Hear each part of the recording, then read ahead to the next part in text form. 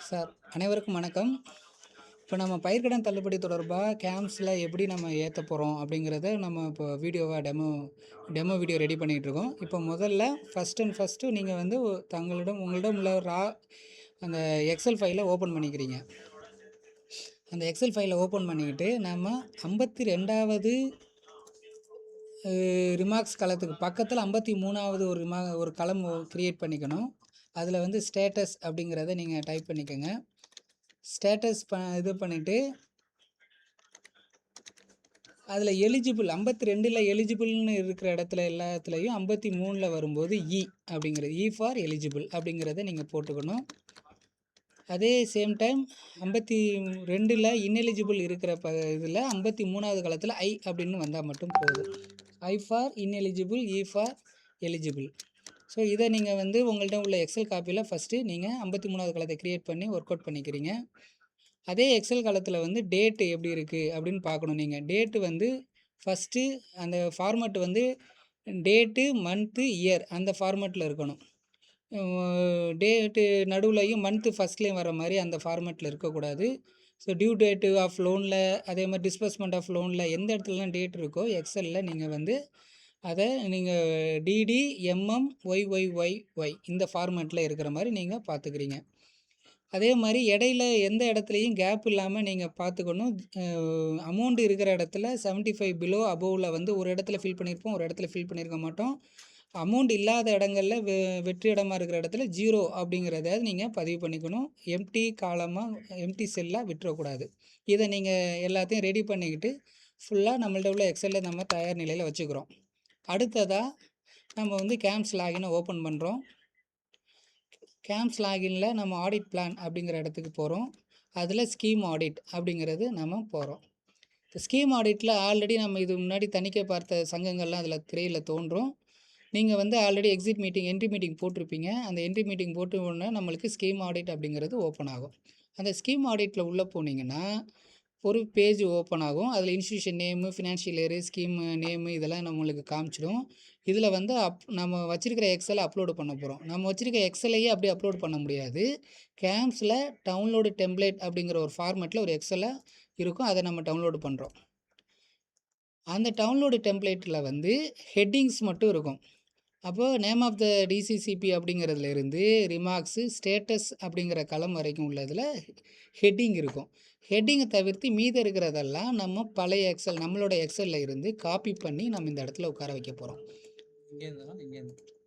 அப்போ name of த டிசிசிபியிலேருந்து அந்த நம்ம ஸ்டேட்டஸ் வரைக்கும் வச்சு கீழே டோட்டல் இல்லாத அதுக்கு முந்தின களம் வரைக்கும் உள்ள டோட்டல் எலிஜிபிள் இருக்கக்கூடிய அத்தனை பயனாளிகள் பட்டியலில் இருக்கக்கூடிய அத்தனை லிஸ்ட்டையும் நம்ம காப்பி பண்ணி இதில் வேல்யூஸில் சேவ் பண்ணிக்கிறோம்.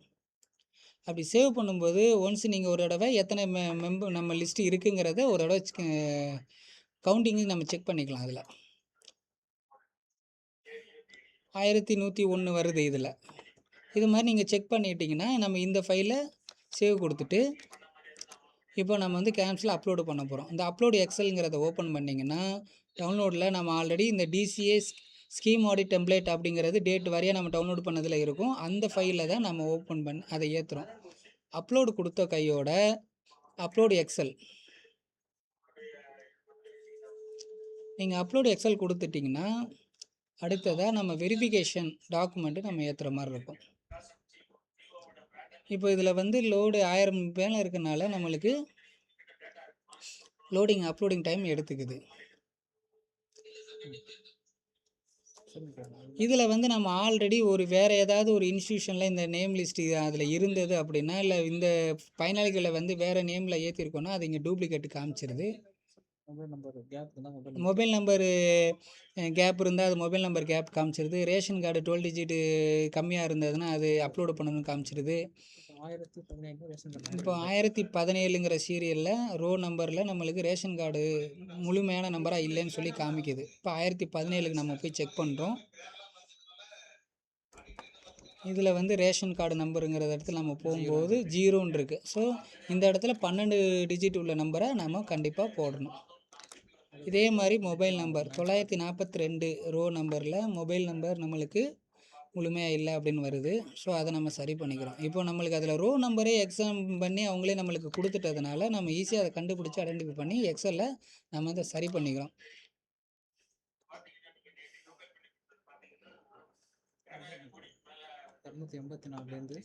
இப்போ நம்ம 284லேருந்து 348 வரைக்கும் உள்ளது நம்ம ஆல்ரெடி இன்னொரு இன்ஸ்டியூஷனில் ஏறி இருக்குங்கிறதுனால, சப்போஸ் இது டெமோ வீடியோங்கிறதுனால நாங்கள் உங்களுக்கு டிஃப்ரென்ஸ் காமிக்கணும்னு ஒரு இன்ஸ்டியூஷனை இதில் உள்ளதை இன்னொரு இன்ஸ்டியூஷனையும் மெர்ஜ் பண்ணி நாங்கள் உங்களுக்கு காமிச்சிருக்கோம். ஸோ இப்போ இந்த 248லேருந்து 348 வரைக்கும் 342 வரைக்கும் உங்களுக்கு 348 வரைக்கும் இன்னொரு இன்ஸ்டியூஷனில் இருக்கிறதுனால இதில் ஏற்றிக்காதுன்னு வருது. ஸோ அதை நம்ம என்ன பண்ணுறோம், இந்த ஃபைலில் ஒரிஜினல் ஃபைல்லேருந்து நம்ம நீக்கிறோம் அதை. இப்போ நம்ம வந்து அந்த அப்லோடு ஃபைல் அப்லோடு பண்ணுறோம். அதை சரி பண்ணியிருந்துட்டு அப்லோடு பண்ணுறோம். இப்போ அப்லோடு எக்ஸல் அப்படிங்கிறத நம்ம கிளிக் பண்ணுறோம். வால்யூம் கேட்குமா பார்த்துக்கணும்.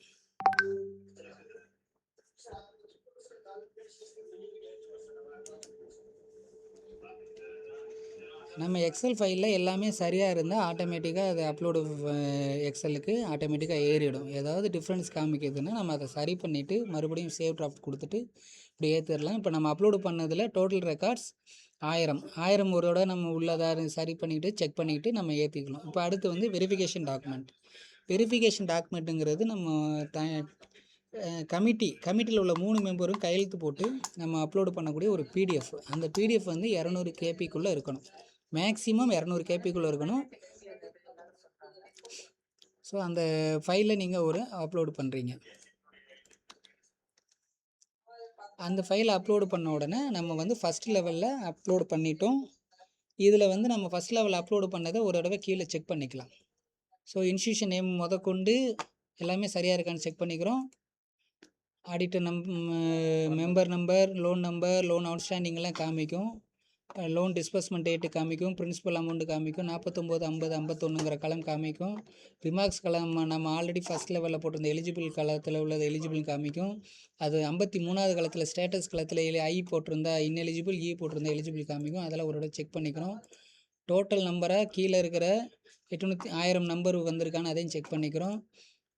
இது ஒன்று நம்ம சரி பார்த்து செக் பண்ண பின்னாடி எதுவும் தப்பு இதில் ஏதாவது ஒரு வேளை விடுபட்டிருக்கு, இல்லை இது தப்பாக ஏற்றிட்டோம் அப்படின்னு நீங்கன்னா இந்த நிலையிலேயே நம்ம டெலிட் இம்போர்ட் அதை டெலிட் பண்ணிவிட்டு எகைன் நம்ம மறுபடியும் நம்மளோட எக்ஸலை சரியான எக்ஸலை பார்த்து நம்ம அப்லோடு பண்ணிக்கலாம்.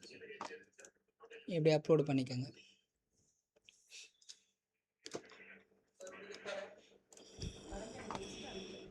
ஒன்ஸ் அதே மாதிரி எக்ஸல் அப்லோடு பண்ண பின்னாடி மறுபடியும் வெரிஃபிகேஷன் டாக்குமெண்ட்டு, ஏன்னா சரியானதை ஏற்றும் போது மறுபடியும் அந்த சரியான வெரிஃபிகேஷன் டாக்குமெண்ட்டை நம்ம கரெக்டாக ஏற்றிக்கிறோம்.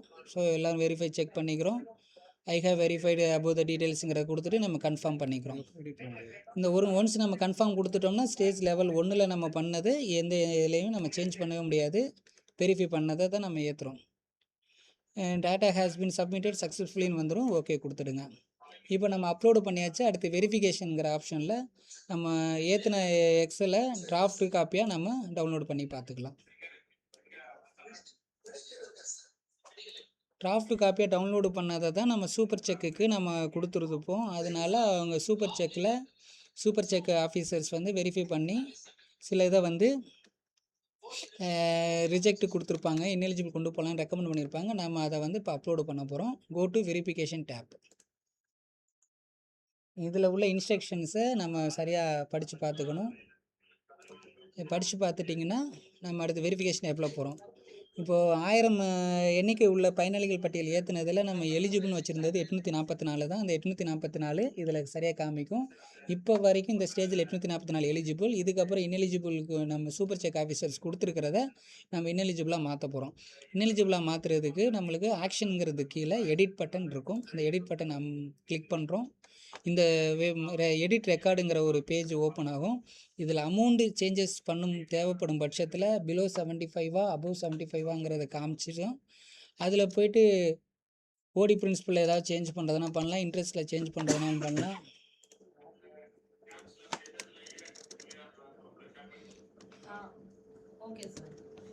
டோட்டல் கலம் இதெல்லாம் போட்டு அதே பாலாஜி வந்து தொலையாத வந்துடுமா. மாற்றிருக்கோம். இப்போ வந்து 78,000 கொடுத்துட்டு நம்ம அதே மாதிரி இந்த 37 38 களம் 39 ஆட்டோமேட்டிக்காக மாறிடும். ஸோ இதில் மாறிடும். கீழே உள்ள கிராண்ட் டோட்டல் 49 50 51 மாறிடும். இப்போ இந்த லோனு வந்து அமௌண்ட்டில் சேஞ்சஸ் இருக்கும் பட்சத்தில் அமௌண்ட்டில் பண்ணுறோம். மற்றபடி ரிஜெக்ட்டுங்கிறது இன்எலிஜிபிள் பண்ணுறோம்னா கீழே ஸ்டேட்டஸில் ரிஜெக்ட் கொடுத்து இப்போ பிரின்சிபலை மாற்றிட்டோம். இப்போ ரிஜெக்ட் பண்ணுறோம். ஆமாம், பிரின்சிபலை மாற்றுற ஒரு என்ட்ரிக்கு நம்ம அதை செக் பண்ணோம். இப்போ அடுத்து வந்து ஒரு இது இன்எலிஜிபிள் கொண்டுட்டு போகிறாங்க சூப்பர் செக் ஆஃபீஸர்ஸ். அதை எப்படி பண்ணுறோம்னா அமௌண்ட்டில் எந்த சேஞ்சஸும் இல்லை, லோன் ஸ்டேட்டஸில் மட்டும் அதை ரிஜெக்ட் கொண்டுட்டு போகிறோம். சூப்பர் செக் அதிகாரி யாருன்னு பார்த்தீங்கன்னா ஜேடி பண்ணுறாங்க. ரிமார்க்ஸ் களத்தில் ஒரு 10 லெட்டர் இருக்கிற மாதிரி நம்ம டைப் பண்ணிக்கிறோம். 10 லெட்டருக்கு மினிமம் குறையக்கூடாது. அதிகமாக நம்ம எவ்வளோ வேணாலும் டீட்டெயில்ஸை அடித்து கொள்ளலாம். 500 லெட்டர்ஸ் இருக்கிற மாதிரி நம்ம அடிச்சுக்கலாம் தேவைப்படும் பட்சத்தில். இந்த வந்து நம்ம இது மாதிரி இன்எலிஜிபிள் பண்ணுறோம். இப்போ இப்போதைக்கு ஸ்டேட்டஸ் பார்த்தீங்கன்னா ரிஜெக்டடில் வந்துருச்சு. அதை வியூ பண்ணி பார்த்தீங்கன்னா யார் சூப்பர் செக் பை யாருன்னா ஜேடி, ரிமார்க்ஸில் யாருன்னா ரீசனுங்கிறது இருக்கும். இது மாதிரி நம்ம பண்ணிக்கிறோம். இப்போ ஏற்கனவே இருந்த 844 லோனில் இப்போ ஒரு லோனை நம்ம இன்எலிஜிபிள் கொண்டு போயிருக்கனால மேலே வந்து களம் இன்எலிஜிபிளில் ஒன்றுன்னு வந்துருச்சு. இது மாதிரி தேவைப்படுற லோனை இன்எலிஜிபிள்னு கொண்டு போக சொல்லி ரெக்கமெண்ட் பண்ணதை நம்ம ஆடிட்டர் அளவில் நம்ம இதை இன்எலிஜிபிள் கொண்டு போய்க்கிறோம். ஏடி ஜேடி சொல்லப்பட்ட லோனை பண்ணிக்கலாம். ஸோ இது ஒவ்வொரு லோனை கண்டுபிடிச்சி எப்படி பண்ணுறது அப்படின்னு சிரமமாக இருந்ததுன்னா அந்த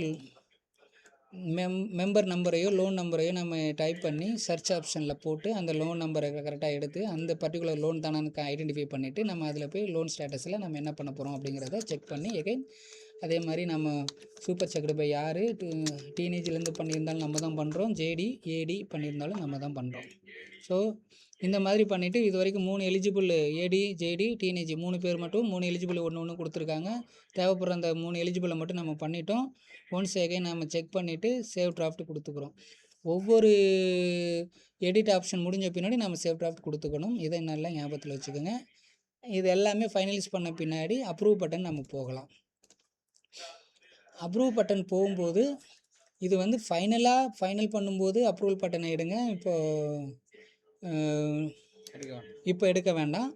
அப்ரூவல் பட்டன் உங்களுக்கு ஓப்பன் ஆகும். அப்ரூவல் பட்டன் பண்ணிங்கன்னா அதில் ஒரு தடவை நீங்கள் டியூ வாண்ட் டு அப்ரூவ் டீட்டெயில்ஸை செக் பண்ணிக்கலாம். 844 நோல் எலிஜிபிள் கமிட்டி சொல்லியிருந்தது. அதை இப்போ சூப்பர் செக் ஆஃபீஸர்ஸ் 3 பேர் 3 ரிஜெக்ட் சொன்னதுனால அக்செப்டடு ரிஜெக்டடு டீட்டெயில்ஸ் இதில் காமிக்குது. செக் பண்ணிக்கிட்டு நீங்கள் கன்ஃபார்ம் பண்ணிடலாம். கன்ஃபார்ம் பண்ணிங்கன்னா பாஸ்வேர்டு நீங்கள் வந்து உங்களோட கேம்ப்ஸ் ஐடியோட பாஸ்வேர்டை நீங்கள் உள்ளே போட்டு நீங்கள் அப்ரூவ் கொடுக்கலாம்.